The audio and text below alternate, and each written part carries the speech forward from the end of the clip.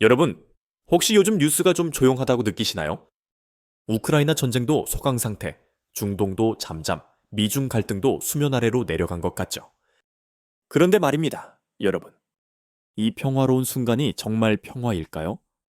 아니면 폭풍 전야의 고요함일까요? 부동산에 투자하시는 분들, 주식 투자하시는 분들, 그리고 내 자산을 지키려는 모든 분들. 지금 이 순간 여러분은 엄청난 불안감을 느끼고 계실 겁니다.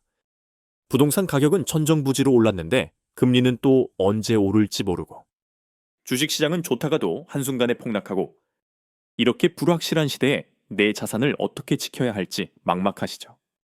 그런데 여러분, 이게 바로 역사가 우리에게 경고하는 순간입니다. 지금 이 평화가 지속될 거라고 믿으시나요? 아니면 뭔가 거대한 변화사가 우리를 기다리고 있다고 생각하시나요? 오늘 이 영상을 끝까지 보시지 않으면 여러분은 엄청난 기회를 놓칠 수도 있습니다. 아니, 어쩌면 여러분의 자산이 위험에 처할 수도 있어요. 왜냐하면 역사는 반복되기 때문입니다. 그리고 지금 우리가 목격하고 있는 이 평화는 역사 속에서 본 적 있는 바로 그 패턴이거든요. 1914년 1차 세계대전이 터지기 직전을 아시나요? 그때 유럽 사람들은 그 시기를 아름다운 시절, 벨 에포크라고 불렀습니다. 경제는 호황이었고, 문화는 꽃피었고, 사람들은 전쟁 같은 건 상상도 못했죠. 하지만 그 평화의 이면에는 무엇이 있었을까요? 바로 강대국들 간의 군비 경쟁이었습니다. 독일, 영국, 프랑스, 러시아 모두 전쟁 준비에 천문학적인 돈을 쏟아붓고 있었어요. 그들은 전쟁을 원하지 않았지만 전쟁을 준비하고 있었던 겁니다. 그리고 여러분도 아시다시피 1914년 사라예보에서 총성 한 발로 모든 게 무너졌죠. 지금 우리가 살고 있는 2025년도 비슷하지 않나요? 표면적으로는 평화로워 보이지만 그 이면에서는 엄청난 돈의 흐름이 일어나고 있습니다. 전쟁이 멈춘 게 아니라 돈의 흐름이 바뀐 겁니다. 그리고 그 돈의 흐름을 읽지 못하면 여러분의 자산은 위험해질 수 있어요. 그렇다면 지금 세계에서는 정확히 무슨 일이 벌어지고 있을까요? 그리고 이것이 우리 대한민국의 부동산과 자산 시장에 어떤 영향을 미칠까요? 이번 영상에서는 세 가지 핵심을 다룰 겁니다. 첫째, 지금 세계 강대국들이 어떻게 전쟁 비용을 대고 있는지. 둘째, 다음 화약고는 어디인지, 그리고 그것이 언제 터질지. 셋째, 전쟁 직전에 부자들은 어떤 자산으로 돈을 옮기는지. 이 세 가지를 모르면 여러분은 다가올 폭풍에 무방비 상태로 노출될 겁니다. 하지만 이 세 가지를 안다면 여러분은 위기를 기회로 만들 수 있습니다. 자, 그럼 본격적으로 시작해볼까요? 먼저 미국부터 봅시다. 미국은 지금 우크라이나에 천문학적인 군사 지원을 하고 있습니다. 2024년 한 해에만 무려 1,150억 달러, 우리 돈으로 약 230조 원을 쏟아부었죠. 그런데 여러분, 이 돈이 어디서 나온 걸까요? 미국 정부는 이미 34조 달러가 넘는 국가 부채를 안고 있습니다. GDP 대비 부채 비율이 130%를 넘어섰어요.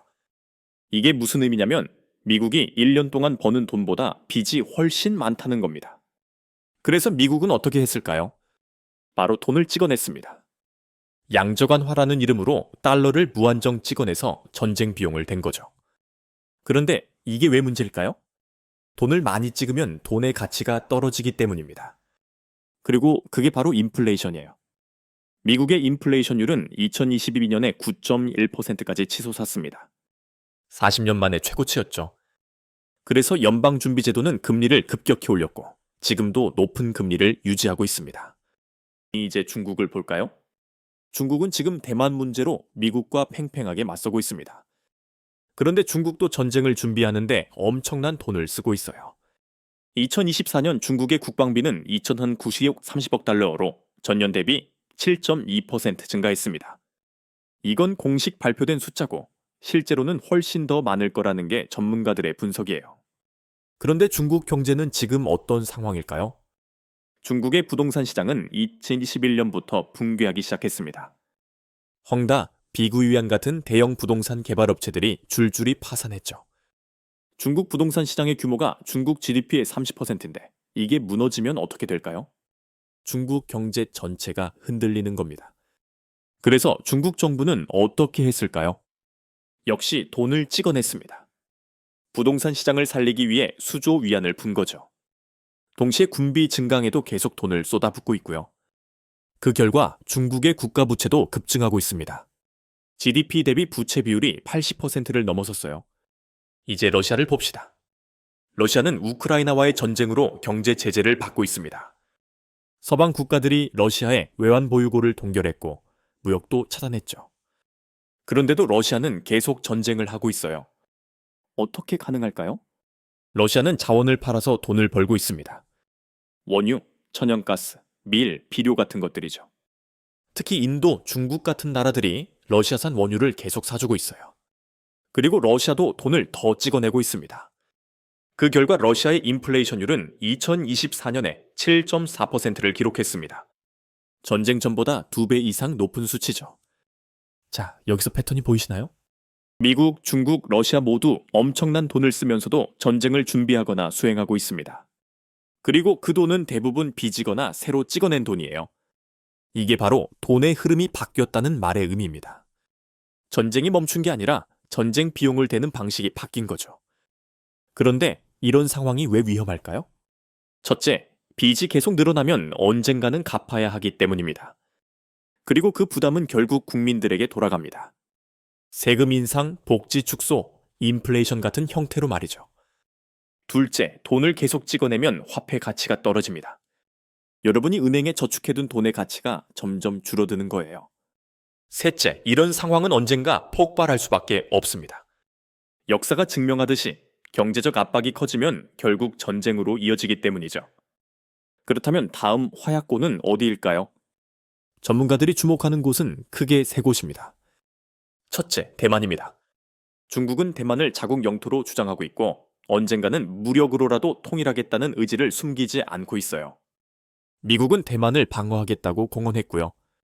만약 중국이 대만을 침공하면 미중 전쟁이 시작될 가능성이 높습니다. 그리고 그 전쟁은 3차 세계대전으로 번질 수 있어요. 왜냐하면 일본, 한국, 호주 같은 미국의 동맹국들이 자동으로 개입하게 될 테니까요. 둘째, 중동입니다. 이란과 이스라엘의 갈등은 여전히 진행 중이에요. 이란은 핵무기 개발을 계속하고 있고 이스라엘은 이를 절대 용납하지 않겠다는 입장입니다. 만약 이스라엘이 이란의 핵시설을 공격하면 중동 전체가 전쟁에 휘말릴 수 있어요. 그리고 중동에서 전쟁이 나면 원유 가격이 폭등합니다. 원유 가격이 오르면 전 세계 경제가 타격을 받죠. 셋째, 동유럽입니다. 우크라이나 전쟁이 소강 상태지만 언제든 다시 격화될 수 있어요. 그리고 러시아의 야망은 우크라이나에서 멈추지 않을 수 있습니다. 폴란드, 발트 3국 같은 나토 회원국들도 긴장하고 있죠. 만약 러시아가 나토 회원국을 공격하면 나토는 집단 방위 조항에 따라 전면전에 돌입하게 됩니다. 그럼 이런 전쟁 위험 속에서 부자들은 뭘 하고 있을까요? 역사를 보면 답이 나옵니다. 전쟁 직전에 부자들은 항상 세 가지 자산으로 돈을 옮깁니다. 첫째, 금입니다. 금은 수천 년 동안 가치를 인정받아온 자산이에요. 전쟁이 나도 경제가 망해도 금의 가치는 유지됩니다. 실제로 2024년 금 가격은 사상 최고치를 경신했어요. 온스당 2,100달러를 넘어섰죠. 왜 그랬을까요? 중앙은행들과 부자들이 금을 사재기했기 때문입니다. 특히 중국 중앙은행은 2022년부터 지금까지 계속 금을 사들이고 있어요.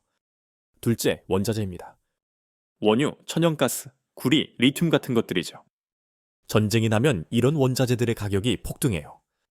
왜냐하면 전쟁에는 에너지와 금속이 필수적이니까요. 실제로 우크라이나 전쟁이 시작되자 원유 가격은 배럴당 130달러까지 치솟았습니다. 천연가스 가격은 10배 가까이 올랐고요. 셋째, 방산주입니다. 전쟁이 나면 무기를 만드는 회사들의 주가가 오릅니다. 로키드 마틴, 노스롭 그루먼, 레이션 같은 미국 방산 기업들의 주가는 우크라이나 전쟁 이후 50% 이상 올랐어요. 한국의 한화에어로스페이스도 300% 가까이 상승했죠. 자, 그럼 이제 핵심 질문입니다. 이런 상황이 우리 대한민국의 부동산과 자산 시장에는 어떤 영향을 미칠까요? 첫째, 금리가 높게 유지될 가능성이 큽니다. 미국이 금리를 높게 유지하면 한국도 금리를 함부로 내리기 어려워요. 왜냐하면 한미 금리 차이가 벌어지면 자본이 해외로 빠져나가기 때문이죠. 그러면 환율이 오르고 수입 물가가 오릅니다. 둘째, 부동산 가격은 조정을 받을 수 있습니다. 금리가 높으면 대출이자 부담이 커지니까 부동산을 사려는 사람이 줄어들죠. 실제로 2024년 서울 아파트 거래량은 전년 대비 30% 감소했습니다. 셋째, 안전자산 선호가 강해질 겁니다. 불확실성이 커지면 사람들은 위험한 투자를 피하고 안전한 자산으로 돈을 옮기거든요. 한국에서는 금, 달러, 국채 같은 게 그런 자산이에요. 그럼 우리는 어떻게 해야 할까요? 첫째, 자산을 분산하세요. 부동산, 주식, 금, 현금을 적절히 섞어서 포트폴리오를 구성하는 겁니다. 한 곳에 몰빵하면 위험해요. 둘째, 금을 일부 보유하세요. 전체 자산의 50% 정도는 금으로 갖고 있는 게 좋습니다. 금은 인플레이션 해지 수단이자 전쟁 리스크에 대한 보험이에요. 셋째, 빚을 줄이세요. 금리가 높을 때는 빚이 독이 됩니다. 특히 변동금리 대출을 갖고 계신 분들은 고정금리로 바꾸거나 아예 상환하는 걸 고려하세요. 물론 이 모든 게 확실한 건 아닙니다. 전쟁이 안 날 수도 있고 경제가 예상과 다르게 흘러갈 수도 있어요. 하지만 역사는 우리에게 경고하고 있습니다. 평화로워 보이는 순간이 오히려 가장 위험할 수 있다고요. 1차 세계대전 전에 벨레포크처럼 말이죠. 그리고 지금 세계는 그때와 놀랍도록 비슷한 패턴을 보이고 있습니다. 강대국들의 군비 경쟁, 치솟는 국가 부채, 인플레이션, 지정학적 긴장. 이 모든 게 100년 전과 똑같아요. 그렇다고 해서 너무 두려워할 필요는 없습니다. 오히려 이런 시기야말로 준비된 사람에게는 기회가 될 수 있어요. 역사를 공부하고 돈의 흐름을 읽고 현명하게 대응한다면 말이죠. 결국 중요한 건 여러분의 선택입니다. 이 영상을 보고도 아무것도 안 할 건가요? 아니면 지금부터라도 준비를 시작할 건가요? 그 선택에 따라 앞으로의 5년, 10년이 완전히 달라질 겁니다. 여러분이 이 영상을 끝까지 봐주신 것만으로도 이미 한 발 앞서 있습니다. 대부분의 사람들은 이런 정보에 관심조차 없거든요. 하지만 여러분은 다릅니다. 여러분은 미래를 준비하는 사람입니다. 이 영상이 도움이 되셨다면 좋아요 버튼 꼭 눌러주시고요. 구독과 알림 설정도 해주시면 앞으로도 이런 중요한 정보들을 계속 받아보실 수 있습니다. 그리고 댓글로 여러분의 생각을 공유해주세요. 여러분은 지금 상황을 어떻게 보시나요? 다음 영상에서 또 뵙겠습니다. 여러분의 자산을 지키는 부동산 비서실이었습니다.